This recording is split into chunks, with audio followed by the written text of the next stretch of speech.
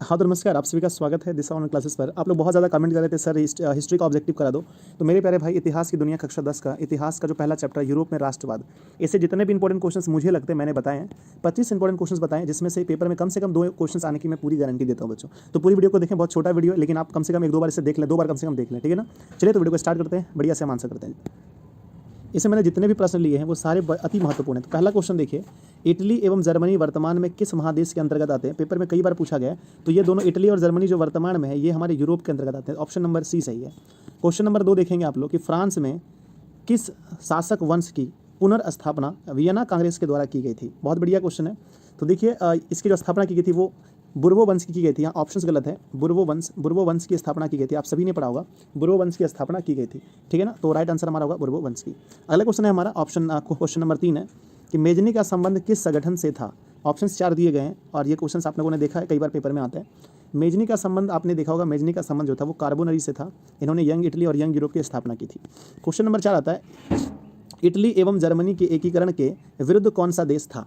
निम्नलिखित में से कौन सा देश इसके विरुद्ध था? तो आप लोग पढ़े होंगे कि इसमें जो है ना ऑस्ट्रिया जो था वो इटली और जर्मनी के विरुद्ध में था। अगला क्वेश्चन नंबर 5 आता है कि काउंट काबुर को विक्टर इमैनुअल ने किस पद पर नियुक्त किया था? तो आपने पढ़ा होगा इस क्वेश्चन को कि काउंट काबुर को विक्टर इमैनुअल ने प्रधानमंत्री के पद पर किया था। ऑप्शन नंबर सी सही है। अगला क्वेश्चन है, गेरिबाल्डी पेशे से क्या था? सबसे ज़्यादा इंपॉर्टेंट क्वेश्चन और सबसे आसान क्वेश्चन है कि गेरिबाल्डी पेशे से क्या था? नाविक था। ऑप्शन नंबर डी सही है। अगला क्वेश्चन आता है हमारा कि जर्मन राइन राज्य का निर्माण किसने किया था? जर्मन राइन राज्य का निर्माण, तो जर्मन राइन राज्य का निर्माण किया था नेपोलियन बोनापार्ट ने। ऑप्शन नंबर बी सही है। अगला क्वेश्चन नंबर 8 देखेंगे, जालवेरिन कैसी संस्था थी?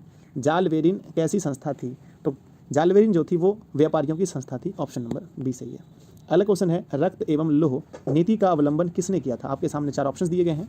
तो रक्त एवं लौह नीति का अवलंबन विस्मार्क ने किया था। ऑप्शन नंबर सी सही होगा। अगला प्रश्न है, फ्रैंकफर्ट की संधि कब हुई थी? ये क्वेश्चन बहुत इंपॉर्टेंट है, 2021 में भी शायद ये क्वेश्चन आ चुका है। तो फ्रैंकफर्ट की संधि आप लोगों को पता है ये हुई थी 1871 में।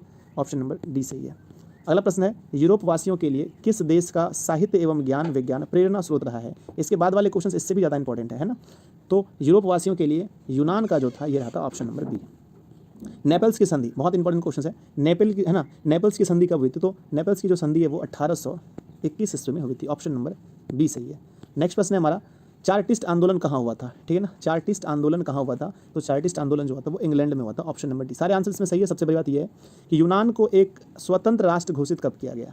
तो यूनान को एक स्वतंत्र राष्ट्र घोषित किया गया था 1832 ईस्वी में। ऑप्शन नंबर बी सही है। अगला प्रश्न आता है, ऐतिहासिक द्वंद्ववाद की व्याख्या किसने की थी?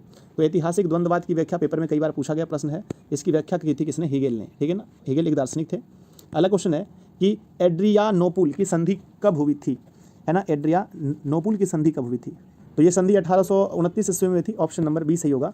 अगला प्रश्न है, एड्रियानोपुल की संधि किन 2 देशों के बीच हुई थी? है ना, किन 2 देशों के बीच हुई थी? तो ये संधि जो हुई थी वो 2 देश का नाम था। एक का नाम था तुर्की और दूसरे का नाम था रूस। तो तुर्की और रूस आंसर सही है। Option number A. अगला प्रश्न है, सेडान का युद्ध किनके बीच हुआ था? ये बहुत बढ़िया क्वेश्चन है, कई बार पेपर में आता है कि 1870 में ये जो युद्ध हुआ था सेडान का, इसी के बाद जर्मनी का एकीकरण हुआ था, ठीक है ना, आपसे पूछा गया। तो ये फ्रांस और प्रसा के बीच हुआ था। ऑप्शन नंबर है ना, प्रसा के बीच हुआ था। अगला क्वेश्चन है, इसका आंसर क्या बताया हमने? फ्रांस और प्रसा के बीच हुआ था। अगला क्वेश्चन हमारे पास कि किस देश का हंगरी पर पूर्ण अधिपत्य था? किस देश का हंगरी पर पूर्णतः अधिपत्य हो गया था?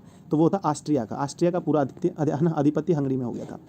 पोलैंड के विद्रोह को किसने कुचल दिया? पोलैंड जो विद्रोह कर रहे थे उसे किसने कुचल दिया? रूस ने, ब्रिटेन ने, ऑस्ट्रिया ने या फ्रांस ने?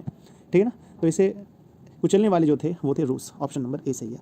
अगला प्रश्न है हमारे पास, सन 1870 में फ्रांस और प्रसा के बीच युद्ध कहाँ हुआ था? तो ये भी क्वेश्चन मोस्ट वीवीआई है कि सन 1870 में फ्रांस और प्रसा के बीच ये जो युद्ध हुआ था ये सेडान में हुआ था। ऑप्शन नंबर ए सही है। अगला प्रश्न है हमारा, किस युद्ध के बाद जर्मनी का एकीकरण हुआ था? किस युद्ध के बाद जर्मनी का एकीकरण हुआ था? तो जर्मनी का एकीकरण जो हुआ था आप सभी ने पता है आप लोगों को, है ना, ये हुआ था सेडान के युद्ध के बाद। सेडान के युद्ध के बाद। Option number D. अगला क्वेश्चन है, यंग यूरोप की स्थापना किसने की थी? तो थोड़ी देर पहले मैंने बताया था आप लोगों को कि यंग यूरोप की स्थापना किसने की थी। ऑप्शन 4 दिए। इस वीडियो का आंसर आप लोग मुझे कमेंट कर दीजिएगा, मैं इसका आंसर नहीं बताऊंगा क्योंकि मैं थोड़ी देर पहले बताया था आपको, ठीक है। अगला क्वेश्चन हमारा आता है कि यूरोप का मरीज किसे कहते हैं? तो यूरोप का मरीज कहा जाता है किसे? ऑप्शन दिए गए हैं, तुर्की, इटली। तो तुर्की को कहा जाता है। ऑप्शन नंबर ए सही है। लास्ट क्वेश्चन है कि वियना कांग्रेस कब हुआ था? ऑप्शन आपके सामने 4 दिए गए। वियना कांग्रेस कब हुआ था? तो वियना कांग्रेस मेरे प्यारे बच्चों सबको पता है 1815 ईस्वी में हुआ था। अब मैं 2 क्वेश्चन आपसे पूछता हूँ जिसका आंसर आप इस वीडियो के नीचे मुझे देंगे। तो आपका प्रश्न है कि प्रधानमंत्री का कार्यकाल कितने वर्षों का होता है। और दूसरा प्रश्न है कि प्रधानमंत्री बनने के लिए आयु कितनी चाहिए। प्रधानमंत्री की योग्यता मेरे बच्चे, यानी कि ये जो चुने जाते हैं, यानी हम कह सकते हैं कि लोकसभा के अध्यक्ष के लिए योग्यता क्या होनी चाहिए। आप लोग मुझे कमेंट करके इस वीडियो के नीचे ज़रूर बताएं, है ना। और अगली वीडियोस हमारी आप ज़रूर देखें, इसका लिंक आपको डिस्क्रिप्शन में मिल जाएगा, वो सारी वीडियोस आप देख सकते हैं, लिंक डिस्क्रिप्शन में है। और आप 1-2 दिन के बाद देखते हैं तो आपको सारी वीडियोस मिल जाएगी। और अभी भी अगर आप देख रहे हैं तो जाइए, लिंक नीचे मिलेगा और सभी वीडियोस के वहाँ से जाकर और वीडियोस को आप लोग देख लें। धन्यवाद, मिलते हैं अगले क्लास में। जय हिंद।